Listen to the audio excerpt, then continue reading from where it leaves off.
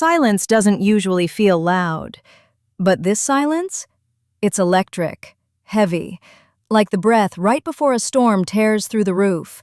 The lights are hot, the makeup is settling into the creases of strained expressions, and every single person in that room knows something is about to happen. Not just another tense exchange or awkward smile, something real, something raw. Sukanya leans forward, not aggressively, just firmly, the way someone does when they know the next words out of their mouth will change everything. And Kody? He's trying so hard to keep it all under control, but his nostrils flare, jaw tightens, and his hands are twitching, clasping and unclasping in his lap like he's holding back a scream behind his teeth. She asks a question, simple on the surface. Kody, do you think, maybe, just maybe, you treated them differently? That's it. Not shouted, not accusatory, just calm. But the reaction is nothing short of staggering. His face shifts, slowly at first, from disbelief to offense to something that looks a lot like fury. It's not loud yet, but it's close. And everyone else on that stage?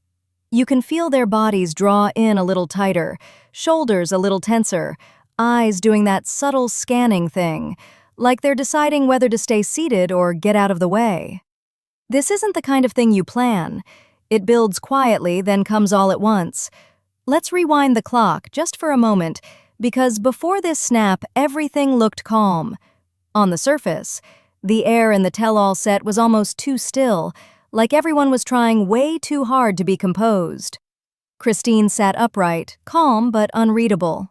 Janelle kept her arms folded, that trademark calm intensity on her face. Mary's lips were pressed tight, her eyes already glassy from something no one else was asking about, the kind of unreleased pain that doesn't find words easily. And Robyn, well, she was trying to keep the peace again. You could see it in the way she leaned in toward Kody, like that tiny gesture might anchor him. Sukanya had been trying to stay neutral, but you could tell this wasn't an ordinary interview. It had shifted. She wasn't just asking for the cameras. She wanted real answers. Families had cracked apart. Women had walked away. Viewers were demanding accountability. And finally, so was she. But when she asked that question, the one Kody wasn't ready to hear, everything started to peel back. First, it was the narrowing of his eyes, then the deepening lines across his forehead that signaled frustration he didn't bother hiding. He looked like someone whose truth was slipping from his grasp, who was realizing too late that people weren't afraid of him anymore. You know that moment when someone tries to stay composed, but their breathing gives them away? That happens. Kody inhales sharply, but it staggers near the top of his chest, like everything inside him is being squeezed. Sukanya watches it happen and doesn't flinch. She doesn't soften or backpedal. That's when you know this moment is different. She's not playing around. She's standing there, keeping eye contact, asking the kind of questions these wives have wanted to ask but couldn't, and someone finally dares to do it for them. He blurts out a name, not even in context, just raw emotion. Christine. That's the target. You can almost predict it. And instantly, Christine's eyes don't shift.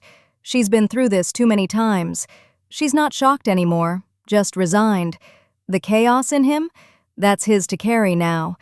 And still, his voice isn't raised. Not yet. But the temperature is changing. He shifts in his seat. Robyn leans toward him to whisper something, maybe to calm him, maybe to warn him. We don't hear it, but it changes nothing. His body jerks slightly, straightening in defiance.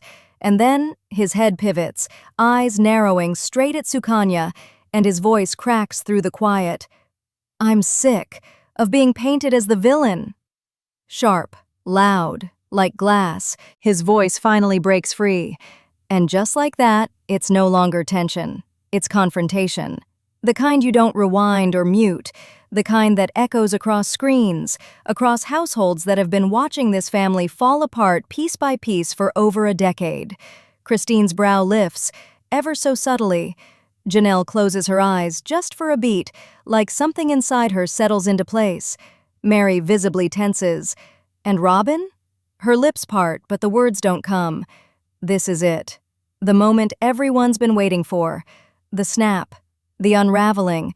The truth no longer protected by quiet. And all Sukanya does is listen. Eyes steady, hands still folded, because she knows what's coming next isn't going to be calm. It's going to be raw. And once it starts, there's no stopping it. The quiet didn't start in that studio. It started before the cameras rolled, before the makeup chair, before Kody's words erupted like steam from a pipe that held pressure for far too long.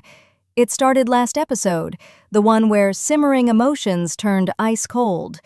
If you watched closely, the slow collapse wasn't sudden. It was deliberate. Across seasons, but especially in that last hour, piece by piece, this once sprawling plural family felt like strangers circling the same fire, each one colder than the last. Christine was the one who lit the first real match.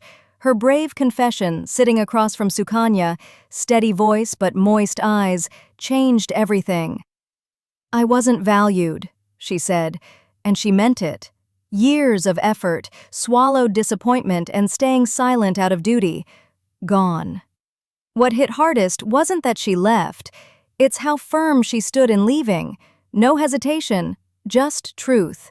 And for the first time, she didn't sound like someone asking for understanding. She sounded like someone who no longer needed his permission to be free. Janelle, in her quiet resilience, followed suit. Different tone, same clarity. Her words didn't aim to hurt, but her absence speaks volumes. She didn't storm out, she stepped away, because she got tired of speaking to someone who only listened when agreeing. And when she admitted last episode that holidays had felt like obligations, not celebrations, jaws dropped. Because when she, the most grounded, objective, peacemaking wife, says she feels forgotten, that's not drama, that's devastation. Then came Mary, always the quiet one, always hoping, watching from the outside, loving loudly in silence while Kody never looked back. Her face, when replaying her old confessions, was hard to forget. A mix of sorrow, strength, and surrender. She wasn't angry, she was done. The Mary who once told him she'd wait forever? She didn't say that this time. Now she watches from the edge of the couch, shoulders back, but something in her posture says, "I gave everything, and none of it mattered." And then there's Robyn, sitting beside Kody in this tell-all like she's bracing against the wind, the only legal wife left. But even she seems unsteady. Her eyes dart toward him more than they used to, her tone softer but laced with nervous hesitations. Fans noticed. This wasn't the confident, leaned-in Robyn from early seasons. This was someone gripping tight to a version of the family already gone. And maybe, deep down, she knows it too. If anyone's been watching The Wives, they'd see none of them lean in when he speaks anymore. They catch each other's eyes. They nod quietly. They validate each other. That unity? That invisible tether that once linked all sister wives through love and loyalty, no matter how strained? It's gone. But something new replaced it. A different alliance. Built not around a shared husband, but a shared pain. And maybe that's what Kody felt before he broke. You could read it all over him. Every gesture, the bouncing heel, the fingers drumming the armrest, the flaring nostrils paired with forced smirks. He didn't come here defeated, not at first. He came here angry, certain, frustrated by what he framed as betrayal. He thought he'd get to tell his side, explain himself, win some ground back. But the weight of 4 divided women, each carrying years of hurt and unmet needs, pressed into the room with an intensity even he hadn't calculated. What ate at him wasn't just the divorce, or Janelle saying she felt separated. It was that the narrative had flipped, that somewhere, through the long seasons and broken promises, he lost control of the story. And now it's his wives telling it, together. And in the studio, as Sukanya sits across from him, composed, firm, unblinking, she becomes for that one moment the voice of every viewer, every forgotten spouse, every silent Mary. She tilts her head slightly, matches his intensity without raising hers, and asks the question that lands like a blade so sharp no one breathes. "Do you think you're angry because you lost control? or because they stopped trying to make you feel in charge? That pause right after? That's not silence, that's shock. That's disbelief turning into fire. Kody's shoulders roll stiffly. He exhales like he's trying to bring the calm back, but his hand, clenched so tight his knuckles go white, says he's already losing it. This isn't about who stayed. It's about the fact they're not afraid anymore. And that's the scariest thing of all. Not being left. Being exposed. His voice didn't rise all at once. It cracked first. Then it shook. And then, like something inside of him burst open, it exploded out of his mouth, fully formed, harsh and wild. I sacrificed for this family. I did everything, and they just threw it back in my face. The room didn't shake, but it felt like it should have. It was the kind of emotional eruption that stops time. Everyone froze. For a beat too long, the set turned into something else. Not a TV show, not a reunion, not even a tell-all. It turned into the very heart of years of private resentment stretched across dozens of episodes and hundreds of moments. And now, it was boiling over on national television. Sukanya didn't flinch. That was the first thing people noticed. Her posture stayed straight, her face calm, eyebrows slightly raised not in shock, but in acknowledgement. She let him speak. She gave space for whatever storm needed to pass. But her silence wasn't passive. It was deliberate, a quiet challenge, a refusal to meet chaos with chaos. That stillness held more power than if she'd shouted back. Kody leaned forward. His face was red, blotchy even, forehead tight, his hands pointed in sharp jabs, the tone of his voice sudden and desperate. He wasn't explaining anymore. He was imploding. I'm the one who was always trying. You think it's easy dealing with everyone's feelings? You think it's fair what they did to me? I'm the one who gave, and I'm the villain now? Really? No one responded.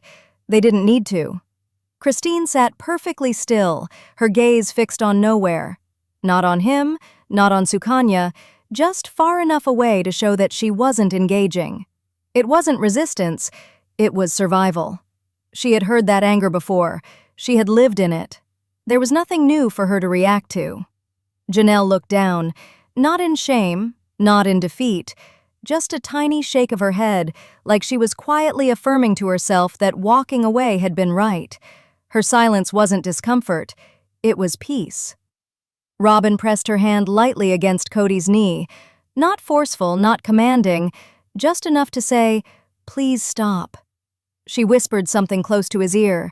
The microphones didn't pick it up, but people watching at home could guess.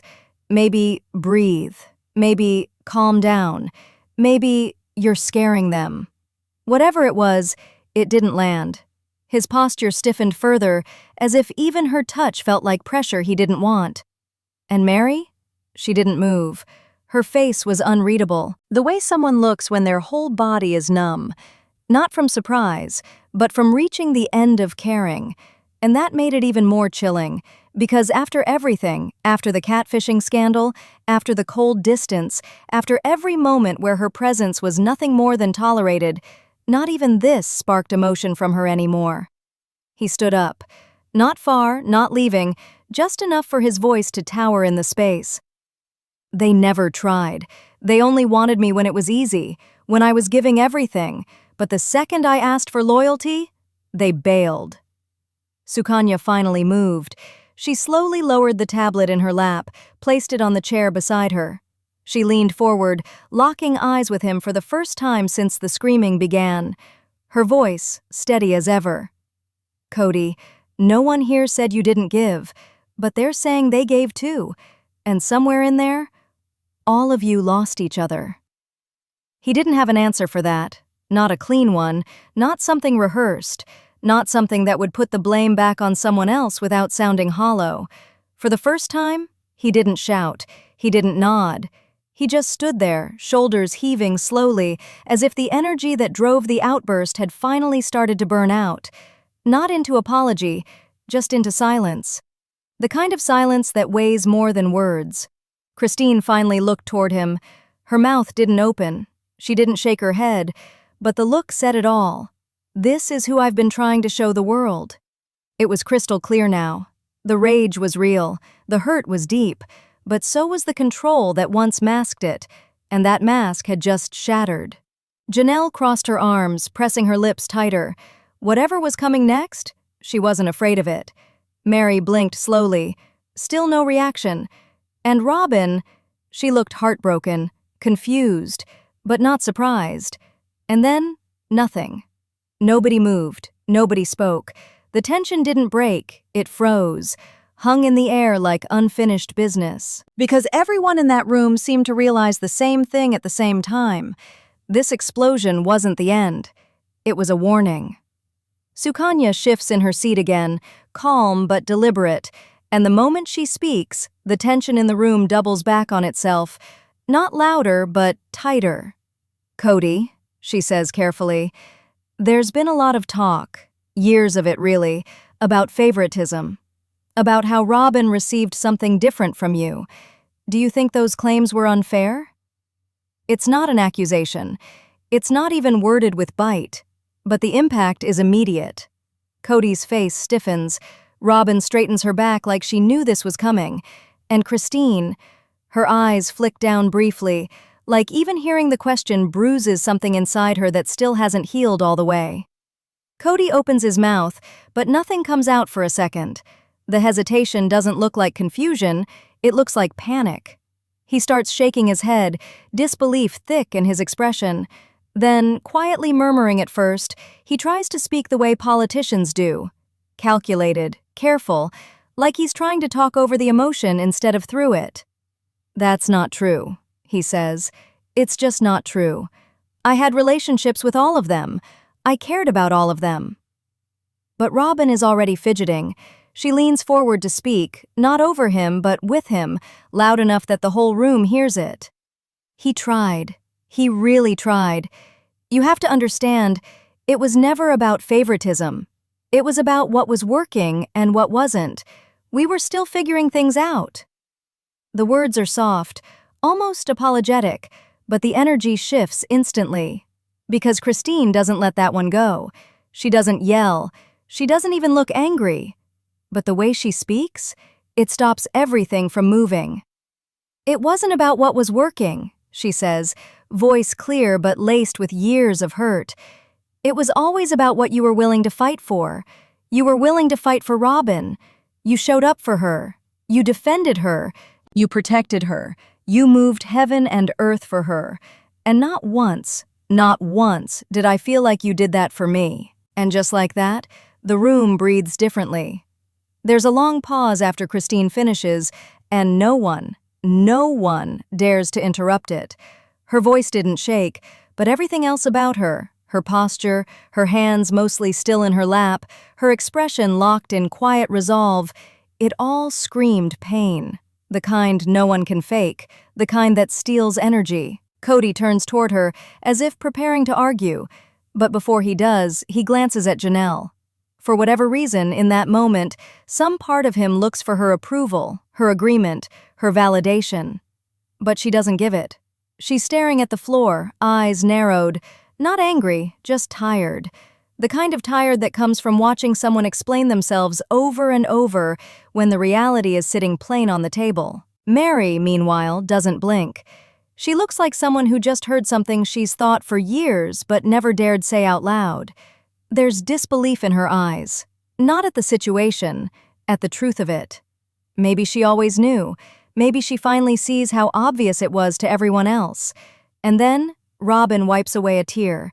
She whispers again, but it's uncertain this time. "It wasn't supposed to be this way." Sukanya leans in just a little, calm, measured, unwavering.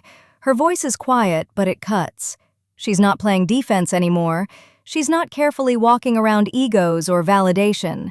She's standing on solid ground now, and when she speaks, it's with a clarity that no one escapes. "Why do you think everyone saw it except you? Why, for all these years, did every wife feel second, while Robyn never did?" Kody shifts uncomfortably. His leg bounces, his hands twitch, his neck tightens, shoulders tense. He looks between them all now, but none of them are crying. No one is backing down. They're holding their own silence, And that silence isn't broken. It's earned. Chinese is looking down again, but not in shame. She's looking at the space between her feet like she's holding something there. The weight of knowing she gave up decades of herself for someone who still doesn't see why she left. Robyn tries to reach for his hand, quietly and with hesitation. He doesn't pull away, but he doesn't reach back either. And then Sukanya, still steady, utters the sentence that sends another crack through the already breaking ceiling. "Were you ever fair to them?" His shoulders tense so sharply it's visible. He's breathing faster now, blinking more often, and this time, he doesn't answer right away. And for the first time in that entire segment, he looks unsure, like the truth finally got too close. All of the movement in the room stopped at once. No shifting, no glancing, no whispers. Just a stillness that pressed against the walls like gravity got heavier. And sitting there, eyes forward, hands resting gently in her lap, Christine finally spoke. Her voice didn't rise, it didn't crack, it didn't apologize. It came out calm, certain, ice cool. And behind that cold calm was heat that had been simmering for almost 30 years. "You only loved me when I obeyed." 5 words. That's all it took to fracture whatever illusion was left floating in that space between Kody and his wives. No shouting, no build-up, just a perfectly placed knife of honesty, delivered without rage, but with all the weight of a woman who waited too long to be seen. Kody's head snapped toward her the moment the words hit the air. It wasn't just shock, it was disbelief that someone would actually say it. That particular truth had always lived under the surface, pulsing through interactions, buried in sentences left unfinished, caught in the tight smiles and forced calendar arrangements. But to hear it spoken aloud, in that room, so plain and unflinching, it pulled the oxygen right out of the conversation. He didn't respond right away. His mouth opened, then closed, then opened again. What came next wasn't an explanation. It wasn't even controlled. "That's a lie," he blurted out, eyes wide, voice sharp. "You're twisting things. You were always pulling away from me. Don't sit there and act like I didn't try." But Christine didn't budge. She didn't argue, didn't defend herself with a list of wrongs or receipts. She just blinked, slow and deliberate, like Kody's explosion was noise she had learned to live around. This wasn't the same Christine who forced herself to smile through family functions or took up less space in conversations so he wouldn't get irritated. That Christine is long gone. This Christine? She wasn't proving anything. She was stating facts. And Mary, the way Mary turned her head when Christine said those words, that moment lasted longer than anything spoken. It was as if Christine had reached across the space between them and dragged out something that Mary hadn't found the nerve to express. Her lips parted slightly, but she didn't speak. She just stared at Christine with wide eyes, and not in disagreement, in awe. Janelle, meanwhile, looked right at Kody, not sideways, not out of the corner of her eye. A full-on, level stare. Not hostile, not angry, just incredibly tired. When Christine's words settled into the silence, Janelle gave the faintest nod. A small gesture, but filled with meaning. Like she was saying, "Yes, that's what I've been trying to describe. That's exactly it." And Robyn, well, Robyn looked devastated. Her hands clenched together tightly in her lap. Her throat moved as she swallowed hard. She kept darting her eyes between Christine and Kody, like watching a car crash she couldn't prevent, but felt completely responsible for. Eventually, she shook her head. Not in disagreement with Christine's words, but as if trying to unhear them. Like if she blinked enough, it would go away. But the words didn't go away. They echoed in that space, loud even in the silence. "You only loved me when I obeyed." That's not resentment. That's revelation. That's a curtain being pulled back on years of compliance disguised as consent, of emotional loyalty being traded for moments of conditional kindness. Kody stood. Again, his hands clenched, rage visible in his stance, but this time something else had slipped through behind his eyes. Hurt. Not reflection, not apology, just the sting of being cornered by a truth he'd never admitted to himself, but maybe always sensed. Christine didn't look at him. She didn't even look up. She spoke her truth and let it land wherever it needed to, and the energy in that circle changed. For the first time in years, even with their history, even with their pain, Christine, Mary, and Janelle were aligned. Not in strategy, not even in friendship yet, but in silent understanding. They had all experienced versions of this, being loved on condition, being seen only when convenient. Sukanya kept watching Kody. Her body was still, but her eyes moved between every woman, like a radar quietly tracking the shift in power. She knew what had just happened. The ground under him changed. He wasn't the center anymore. Then she looked at Janelle and asked simply, "Did you feel the same?" Janelle didn't answer. Not right away. Her silence wasn't hesitance.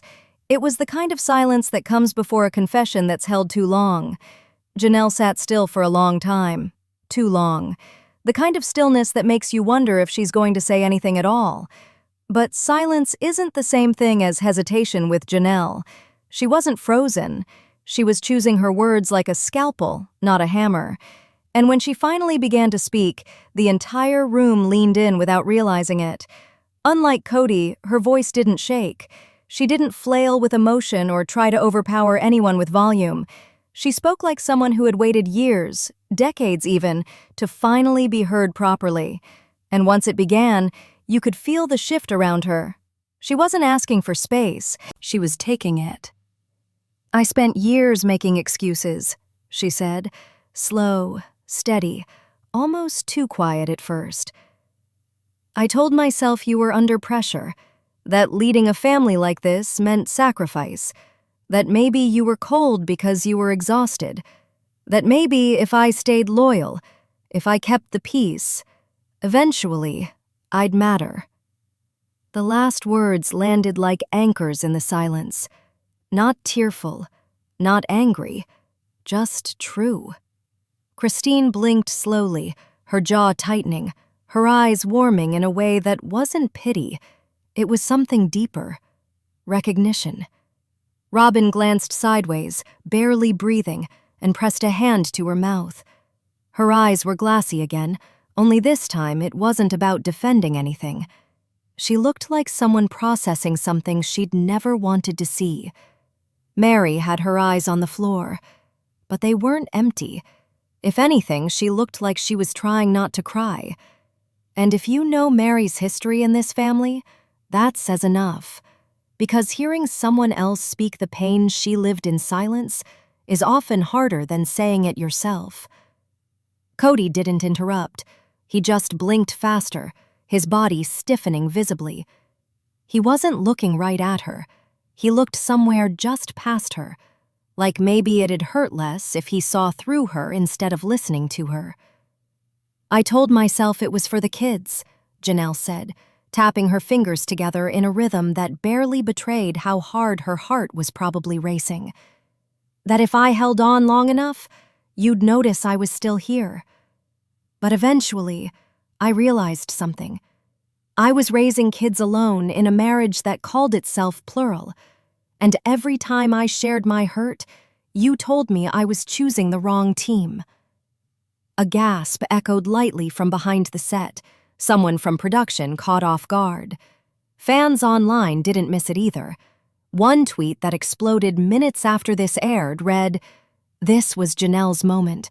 That one sentence hit deeper than the entire season." Another said, "She didn't yell, she didn't cry, but every word carved truth into bone." Janelle went quiet after that, but her silence wasn't empty. It was the kind of lingering finality that doesn't need a follow-up. She wasn't here for debate. She wasn't asking permission to feel this way. She was laying down something that couldn't be taken back. Christine looked over and gave her the smallest nod. Not performative, not camera-ready, just an honest, human connection shared between two women who were once sister wives, but now something different. Something bonded not by shared marriage but shared survival. Kody sat stiffly, his hands clenched white around his knees, still rocking slightly in his chair. There were words forming behind his lips, but nothing rose.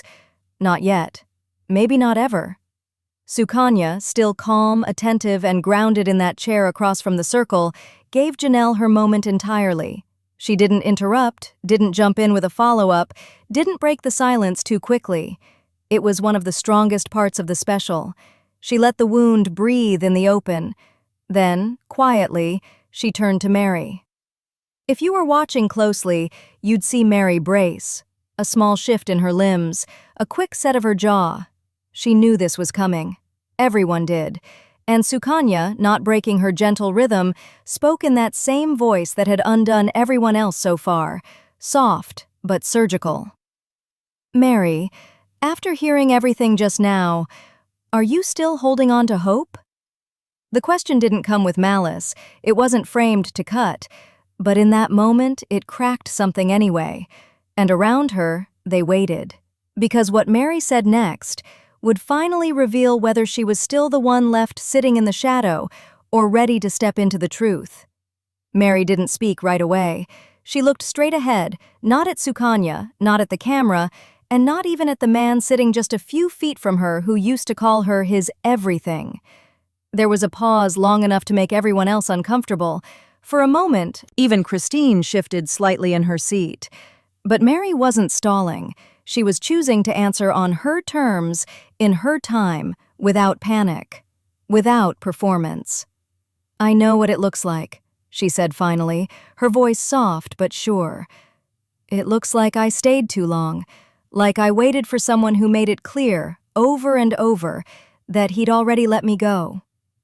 Kody's head turned quickly, like he'd never heard her say these words, even after all these years. But she didn't meet his eyes. She kept hers focused somewhere in between the center of the stage and the floor, as if reliving every hard moment was playing right there in front of her. I was the first wife, the one who took the leap when this life was still just a hope, back when love felt like love, not competition, not silence, not fear of being forgotten. Her words weren't dressed up in bitterness. They weren't pointed like Christine's or edged like Janelle's. They were soaked in something heavier. Sorrow. The kind that lingers for years until it starts to feel normal. The loneliest part, she continued, voice still steady, maybe steadier than even she expected. It wasn't that he stopped loving me. It was that he pretended he still did. For a while. And when he finally admitted he didn't want to try, she paused, her breath hitching slightly. Part of me felt relief, that I could finally stop begging someone to make space for me in his heart. The room didn't move, not even Robyn, not even the cameras panning slowly across their faces. Silence had returned, but this one was filled to the brim. Christine looked down again, her hand resting over her stomach like the ache didn't belong just in her heart. Janelle had her eyes closed for a second, her grip tightening around her wrist in thought. Kody looked stunned, truly stunned, for possibly the first time on that stage. His body was turned entirely toward her now, his jaw slightly slack. Whatever anger or positioning he'd clung to earlier in the conversation, it was gone.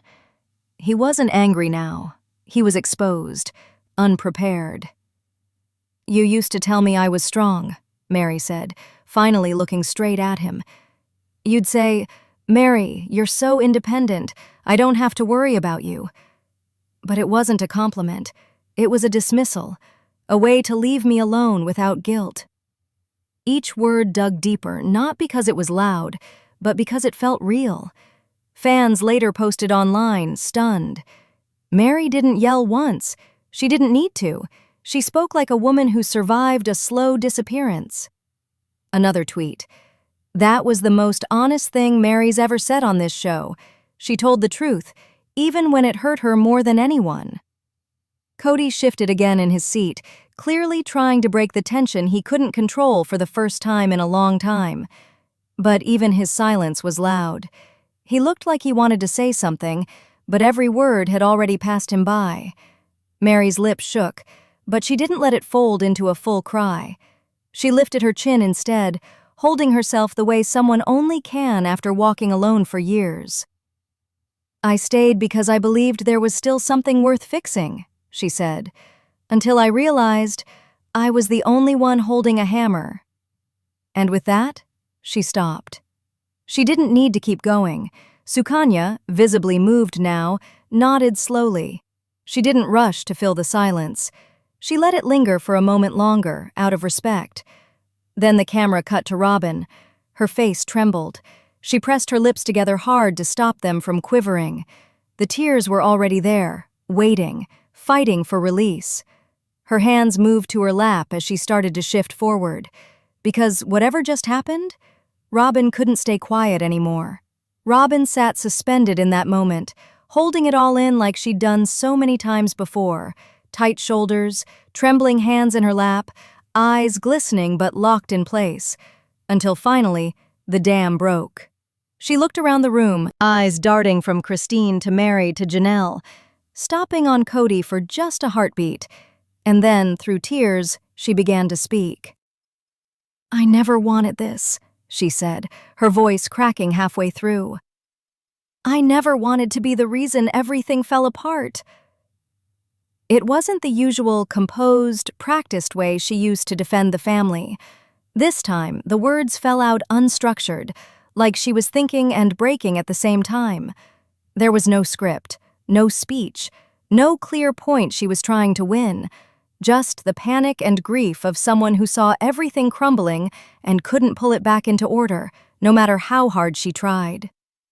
"You all think I came in and ruined it, but I was trying to survive too," she continued, wiping her cheek with the back of her hand. "I walked into something that was already fragile, already full of hurt. And yes, he loved me differently, maybe more freely, but I didn't ask him to do that. I didn't take him from you."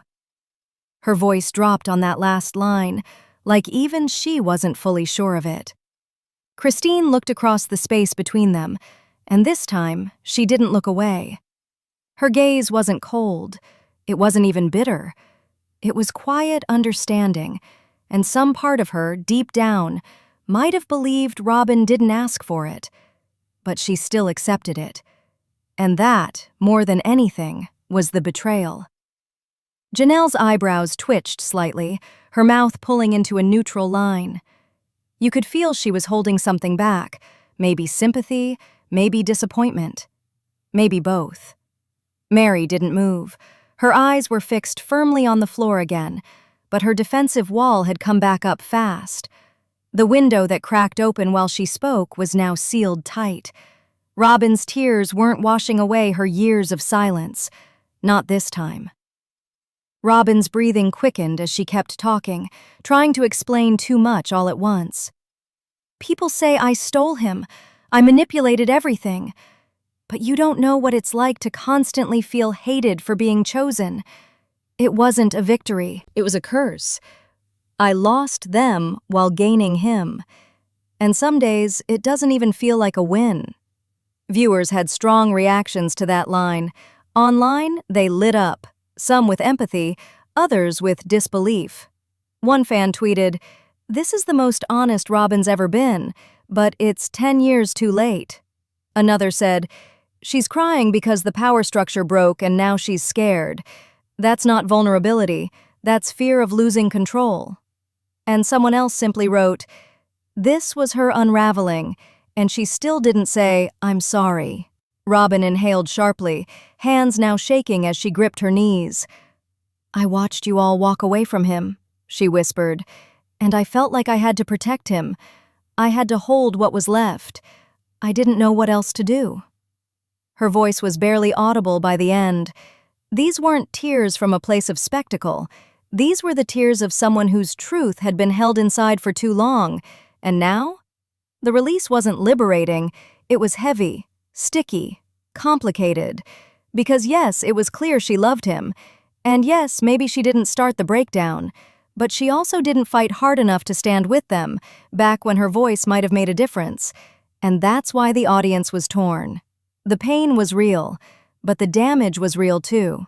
Sukanya leaned forward again, this time gentler than ever, but still unwavering. The tears didn't stop her. If anything, they brought her next question even closer to the surface. Her voice anchored the room back in place with 5 quiet words. "Then why didn't you stop it?" Not loud, not sharp, just simple and devastating. Robyn froze. So did the others. Christine's chin dropped a bit, eyes flaring. Janelle finally looked at Robyn again. Mary blinked slowly. Kody's breath caught in his throat. Everything that needed to be said was now hanging in the air. 4 wives sat still, and not one of them spoke. There was nowhere left to hide. Not behind Robyn's tears, not behind old patterns, not behind the idea that loyalty was still intact. Sukanya's question hung in the air like a blade waiting to drop. Why didn't you stop it? And in the oldest habit he knew how to reach for, Kody paused.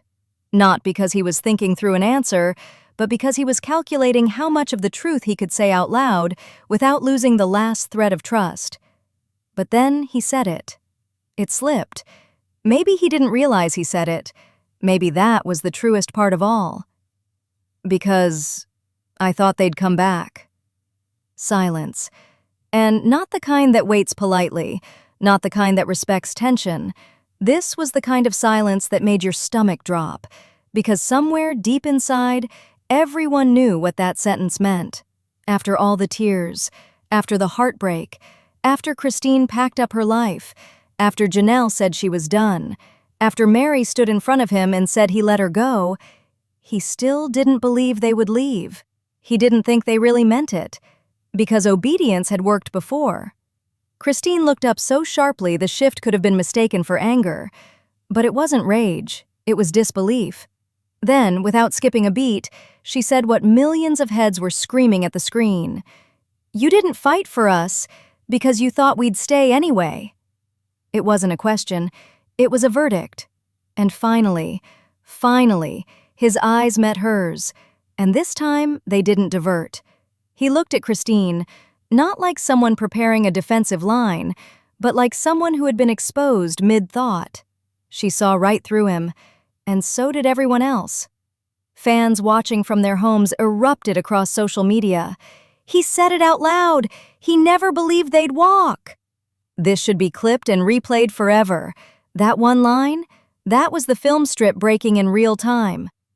I've never seen someone implode with one sentence the way Kody just did. And maybe the scariest thing was, he didn't correct it. He didn't rush to explain or soften it or frame it in careful language. He just sat there, blinking slowly, like he couldn't believe it either.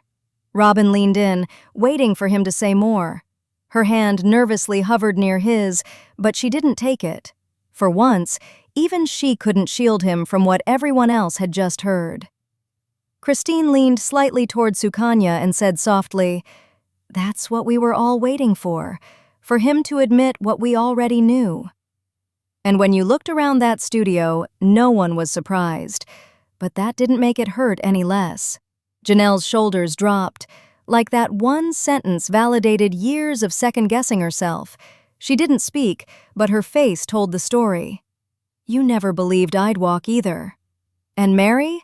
She didn't flinch.